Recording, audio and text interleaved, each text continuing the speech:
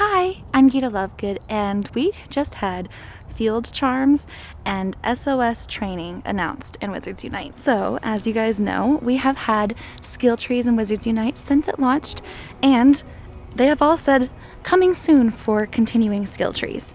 And we've all just been sitting and waiting and been like, okay, when are we going to get the new skill trees, and what are they going to do for us? Well, I was definitely surprised. We actually did not get second skill trees pertaining to professions. Instead, we are getting SOS training. For SOS training, it's not going to be profession specific. Everybody can just choose and pick which ones they want to concentrate on. So it's going to be kind of like your regular charms whenever you're in a wizarding challenge, it's going to be like choosing between which of those that you want to work on first. And they're really cool because they all do different things and they all help out in different ways. Ooh, some mushrooms. Those are not quite leaping toadstools, but still, mushrooms are mushrooms and they're still really cool to see out in the wild.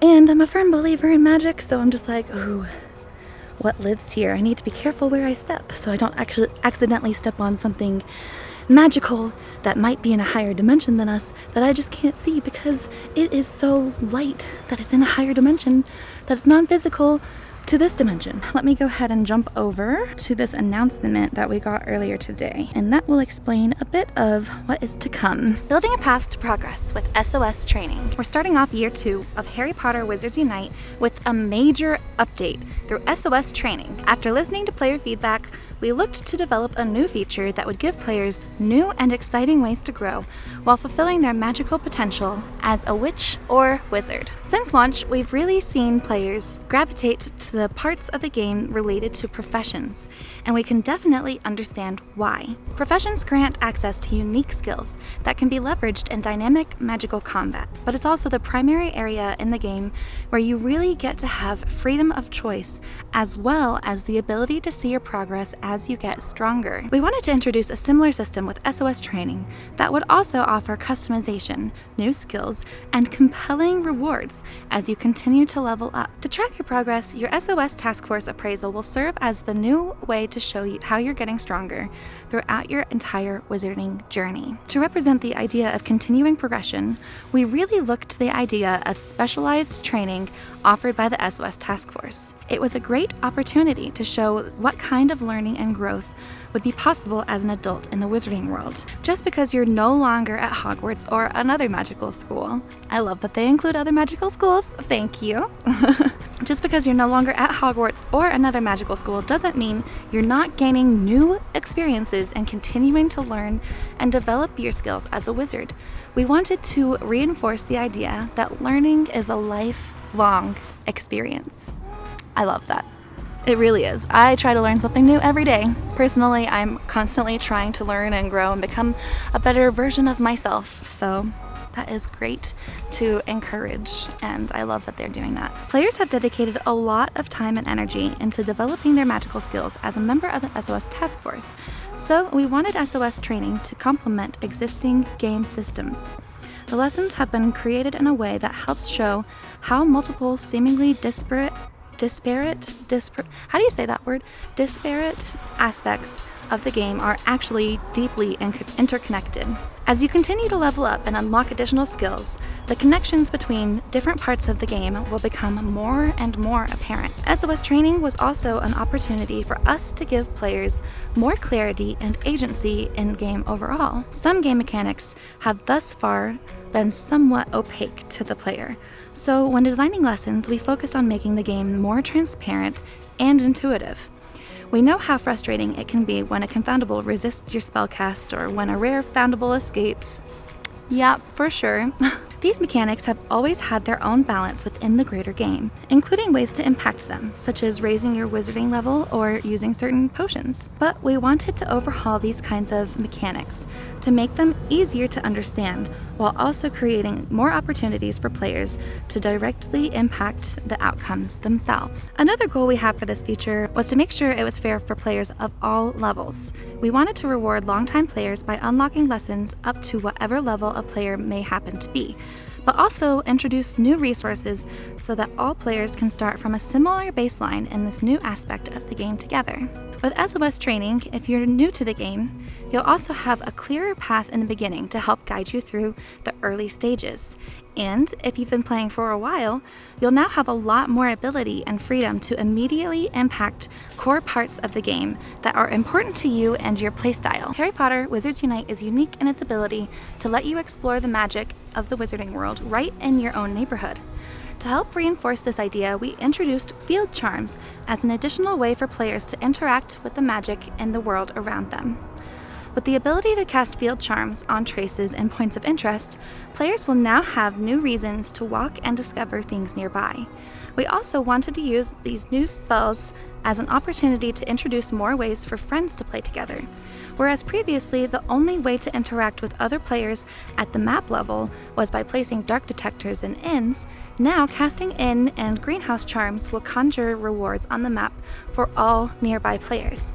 We're excited to see how players will continue to strategize together to make the most out of these new spells and their effects. We hope that the SOS Training provides an engaging new way for players to grow as they level up, while also making for a better overall gameplay experience. We're continually listening to player feedback, and we're always looking for ways to improve the game. Good luck delving into your new upcoming SOS Training lessons, and keep an eye out for more features and events in Year 2 of Harry Potter Wizards Unite. Oh, that's so exciting! All right, so let's unpack a few different things in this. So if you look right up here at the top, they have this image that says SOS Task Force Appraisal. This is going to be our new skill tree. If you zoom in, you can see that they already have 2 of the charms on here. So that means there's not going to be separate skill trees. It's all going to be one skill tree, and it's going to be similar to your current one where you just have to decide which charms you want to prioritize for your playstyle. So one thing that I did not notice while I was recording at the park is that these new skills are actually blocked by wizarding level. So you won't be able to, I don't know how high these actually go, but I do know that if you are not of a certain level that requires those skills, you won't be able to unlock those even if you do have what it costs to buy that. So it is a nice little feature that they're adding, and I like it a lot because before wizarding level didn't really matter for anything. Leveling up kind of just made it easier to catch foundables, which is definitely helpful, but I do like that they're adding other things that wizarding level matters for, because there's wizarding level and there's profession level, and now there is a skill tree that wizarding level actually counts towards. So just wanted to point that out. Back to the main video. And the reason I know that those are some charms is because when you scroll down, you can actually see this image of the map, and it has 3 different charms at the bottom. So if you look on this corner on the right hand side, it's got this little circle pop-out thing that has a lightning bolt, some leaves, and a plus sign. I believe this is what you're going to tap to make the charms appear up on your screen. They're not just going to always be there. You're going to need to tap that, and then it's going to pull out the charms on your screen. Now, I have no idea what the limitations are going to be. In this first image, it says 1 out of 1, but then on this next image, it has one of them darked out, and then the other 2 are showing, but there's no tallies. So I'm definitely confused, but I think we'll just have to wait and figure that one out. Now, we also do know how we're going to get all of these different new currencies. So what they are doing is they are including the restricted section books as part of the new currencies, even though we've had them. So just a heads up there, when they say there's 4 new currencies, for us, what's new is only going to be 3, and we already have a head start on that 4th one. First off, they did say that they edited the rewards, so the current Brilliant event that we're working on does have books for the new event. So there are 4 new currencies. The first one are field guides, and you get these when you return traces on the map. So kind of like at the beginning when we had those random mystery items and you would just catch things and you'd randomly get those, that's how this is going to work. But you're going to have a higher chance of getting them when you save the higher threat stuff. So for this next one, you get ministry manuals by placing non-mysteries images in the registry. So that includes any kind of brilliant images and any of the ones in your regular registry. It's just excluding the ones where you go in and it's the mysteries tab. Any of those don't count.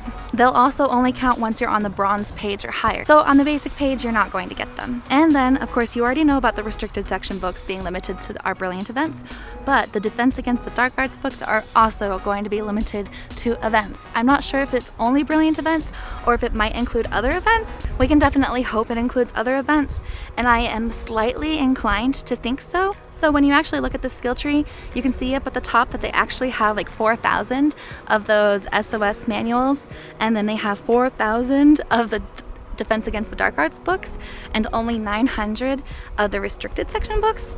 And it would make sense for the restricted section books to be at a lower number and for them to give us more of the other one, because they're restricted section books. They should be more restricted. I mean, at least in my opinion. I think it's really interesting that they have this number up here at the top that says 1345. So I'm assuming that that's going to be another way for you to tell how strong you are. That's the number that's going to really increase whenever you increase certain skills.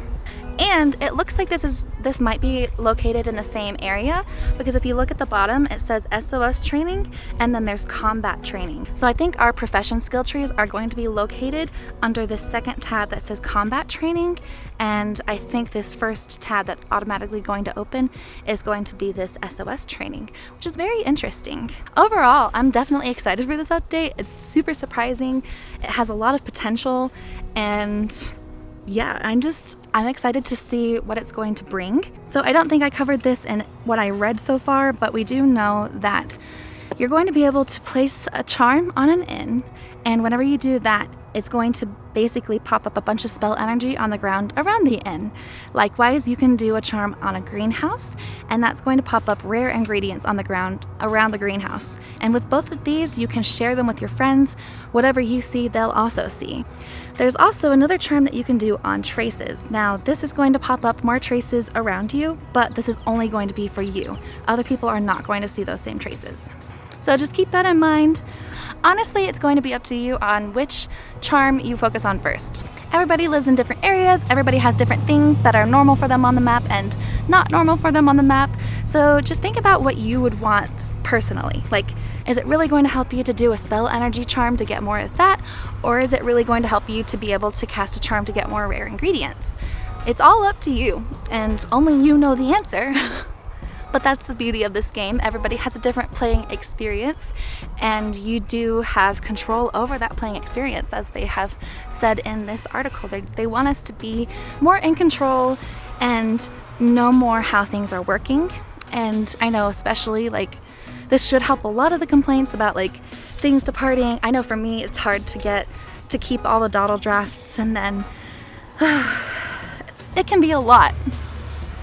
So I'm particularly excited about that. Whatever the departure denied spell is, charm is, yeah. I don't feel like they've explained everything fully, so we have a lot to do, a lot to figure out.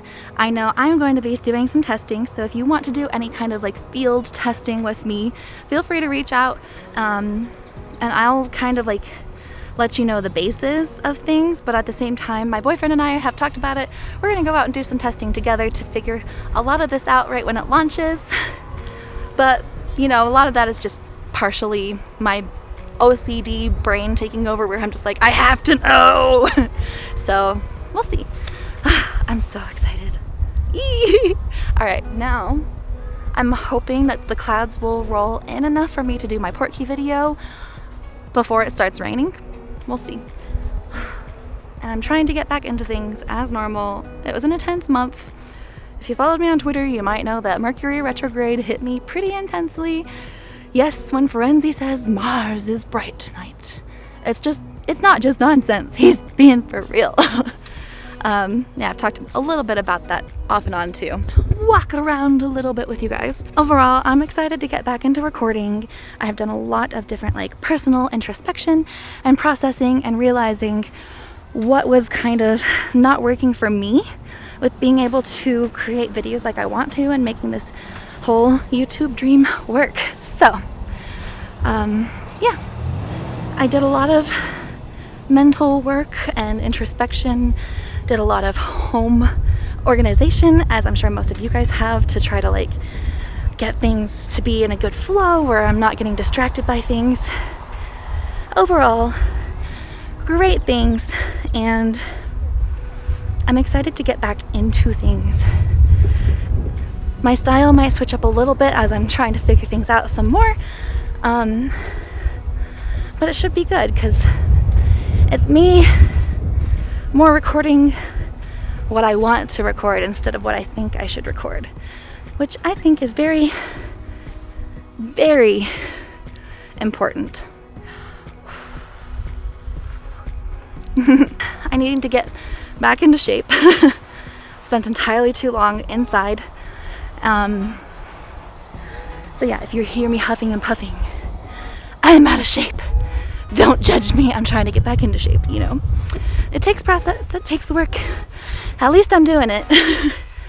All right, I guess I will cap things off here. Go ahead and get out of the sun and race out when the clouds swoop in. Hashtag Colorado weather. All right, until next time, you guys know what to do. Make sure to use your magic wisely and keep an eye out for those pesky dementors that I swear are like all over the place this year. All right, Knox.